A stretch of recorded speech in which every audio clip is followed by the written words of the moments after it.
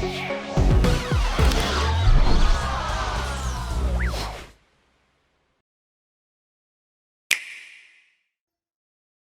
guys, my name is Awedecai and welcome to this video right here where I'll be talking about the new up-and-coming Pokemon games that are going to be releasing on the Nintendo Switch just 4 days from now. These games are Pokemon Brilliant Diamond and Shining Pearl. These are remakes of Pokemon Diamond and Pearl for the Nintendo DS, which were my favorite Pokemon games of that time and probably ever, to be honest with you. With the release of these games, obviously there's been a lot of talk about them. I'm personally excited to have these remakes be made on the Nintendo Switch because not only do I have a special connection to these games, which I'll get at the end of the video, and not only is it going to be really interesting to see what they do with the graphics, because obviously on the Nintendo DS games, Pokemon Diamond and Pearl, it was pixel art, and I love pixel art because, just to digress for a second, it allows you to use your imagination. You see this right here? This is just an amalgamation of squares to make what is obviously meant to be a tree, right? However, after a while, when you look at this pixel art of a tree, you don't see the pixels, you see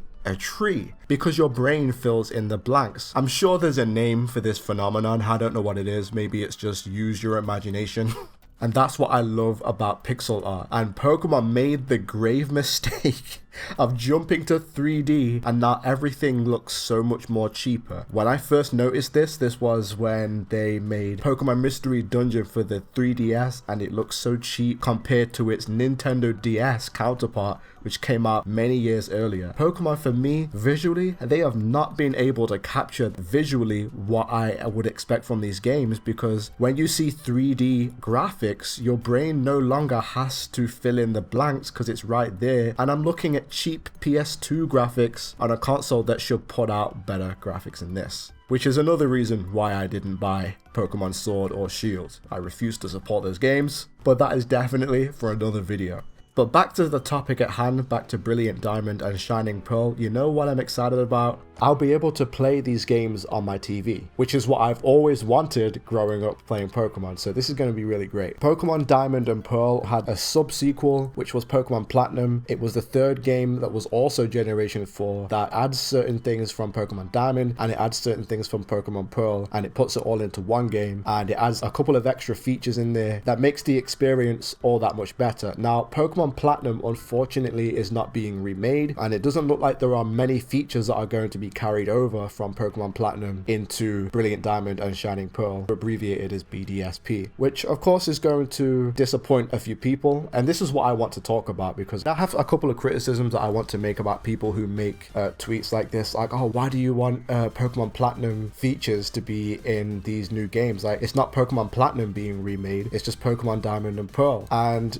really, well, isn't the answer, to me, the answer is obvious, which is that Pokemon Platinum is, of course, the definitive way to play Gen 4. Pokemon Diamond had its flaws, and so did Pokemon Pearl, so Pokemon Platinum was created as a way to solve a lot of these issues that were in Pokemon Diamond and Pokemon Pearl. We also had this with Gen 3. Pokemon Ruby and Sapphire, while not as flawed as Pokemon Diamond and Pearl, they still had Pokemon Emerald, Ruby, Sapphire, Emerald, in order to create a better experience playing those games. That's usually what those games are for. And Pokemon Emerald turned out to be fantastic. And the reason why Pokemon Platinum was the best way to play Pokemon Diamond and Pokemon Pearl is because they added extra locations, extra Pokemon that you could fight, battle, and catch and stuff like that. And they even extended the post game, which allowed players to, for example, have access to the Battle Frontier. Now, I want to focus on the Battle Frontier for the sake of this video, because that's what a lot of people are talking about. Now, unfortunately, the Battle Frontier will not be in Brilliant Diamond and Shining Pearl. Now, a lot of people, including myself, are quite disappointed by that, because Pokemon Platinum had the Battle Frontier, and seeing as Pokemon Platinum was a way to improve Pokemon Diamond and Pearl, you would think Brilliant Diamond and Shining Pearl would also have the Battle Frontier and wouldn't completely ignore Platinum, the game that introduced that feature, as a way to add extra content to Gen 4. And so the fact that they're not in these games is really disappointing. I've seen arguments, for example, you know, the Battle Frontier wasn't in the original Diamond and Pearl, so why are you expecting it for this? And it's like, well, the answer's obvious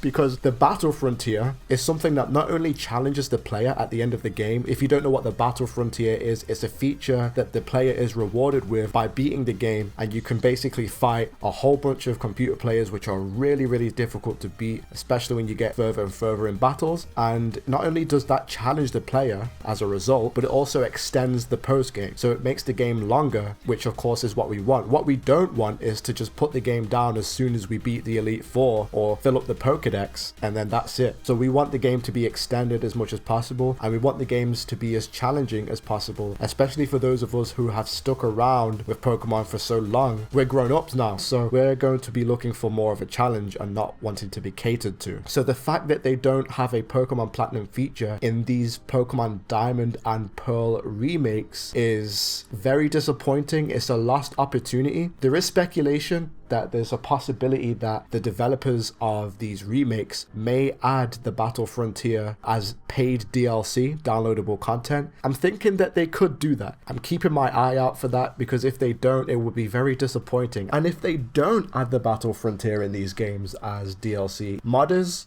you know what to do, guys. I'm serious. You know what to do.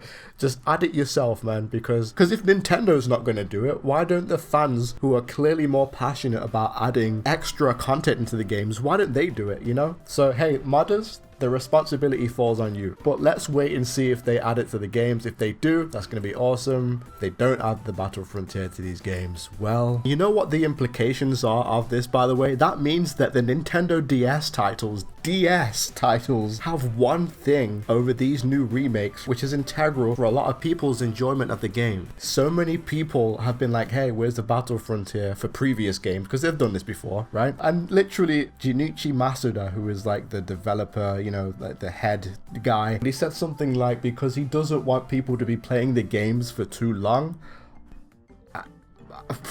I'm sorry. If you're a developer, I would assume that you want people not only playing the game, but for as long as possible, right? So these remakes should blast every single previous game out of the water. They should have nothing missing. It's not like they can't program it. It's not like they don't have enough storage space to put that in there. Oh, Awedecai, you're asking for a lot. You're asking for too much. You're just so entitled. So many Pokemon fans are entitled. Can't you just be happy with what they give you? No. I can't. Obviously, I'm excited to play it, as I've already expressed. Let's not forget that, right? What I'm saying is, you don't really get to make that argument when you're a video game developer and you're making video games for the general populace, right? It's like, yeah, you're gonna get people who feel a certain level of entitlement. And okay, let's get our definitions straight here for a second, because you've got entitlement, which everybody's entitled, right? We're all paying for the game here, so we're entitled to the product. Common sense, everybody knows this. But then there's entitlement in the negative connotation, which is just over entitlement, right? Where you're expecting special treatment or that you're asking for something unreasonable. And the Battle Frontier does not fall under the category of special treatment, because we'd all be getting it, and it doesn't fall under unreasonable because they've already done it before in the past. It's a missed opportunity. And this is the thing, I'm not saying that people who are on the other side of the argument that don't want the Battle Frontier into the game, I'm not saying that you have to agree. I'm just saying don't be perplexed that people are going to be disappointed. That's all I'm saying. It's obvious why people would be disappointed. We got it already. I even said, look, hey, paid DLC, I'll do that too, right? You're so entitled, wanting to spend your hard-working money, wanting the thing that we've already given to you behind a paywall. I think because there's a normal amount of, I'm not going to call it entitlement, we'll just call it titlement. There you go. That doesn't make sense. But still, you get my point. It's like they've not only given it to us already, but I'm willing to pay for it when it was free in the past. And they can put it in the game. It's Japan. They're literally Skynet. They are Skynet right now, man. There's going to be a Terminator uprising. John Connor's going to have to come down. I'm saying I will literally pay Shriller. We want these games to be good and fulfilling because, well, for a lot of us, we played Generation 4 on the original games on the DS, and we love them, right? It's not an insult, it's a compliment. It's like, hey, I enjoy your game, I want it to be longer, and I want my money to be well spent, I want it to be worth my time, and I want to be challenged. Gosh, this sounds like a dating profile.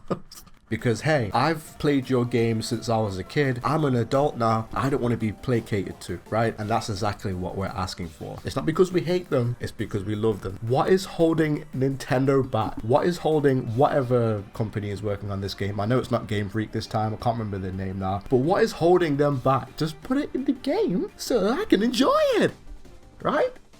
Just put it in the game. Okay.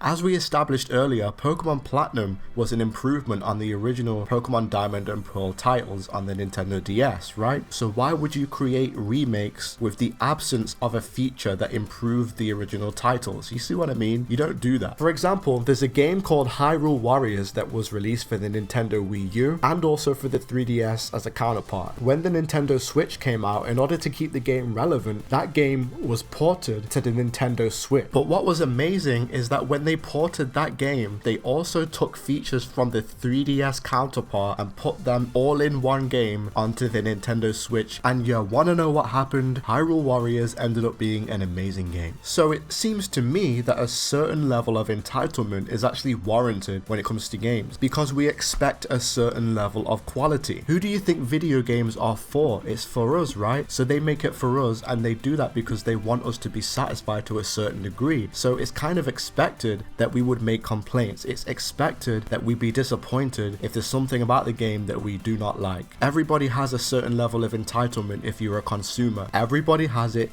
even you. This is how people are able to find a level of enjoyment, are the things that they consume. Movies, TV shows, books, anything that is especially concerning entertainment, music as well. A healthy level of entitlement, it works. If people don't say anything, then the product will never improve, because everybody is silent. It's important to be vocal about the things that you need and the things that you want, particularly when it comes to your own money. If I go to a 5-star restaurant, am I not entitled to 5-star quality food? Same thing with a 5-star hotel. I don't want to be going in there, the cockroaches crawling all over my face, right? Imagine I'm like, I go to a hotel, right?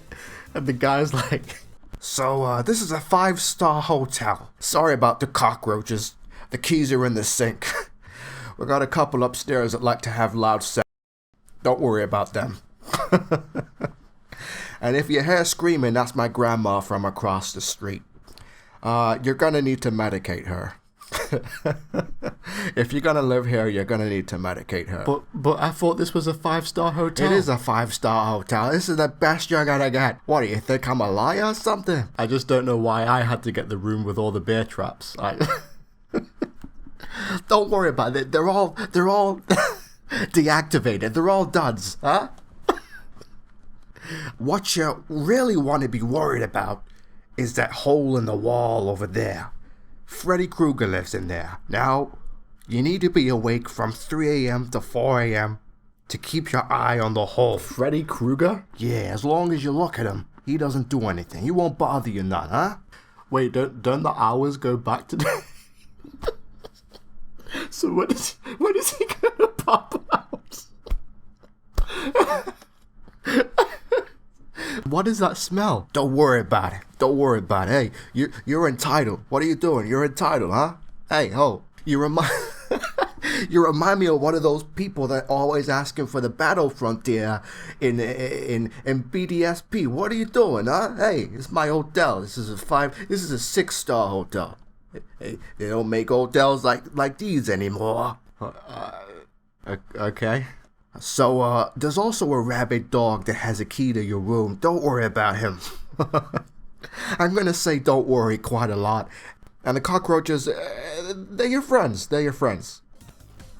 So I guess the guy who's being let into this hotel, I guess he's entitled because he expected something from a 5-star business and he got cockroaches all over his face and he complained. I guess he's entitled, guys.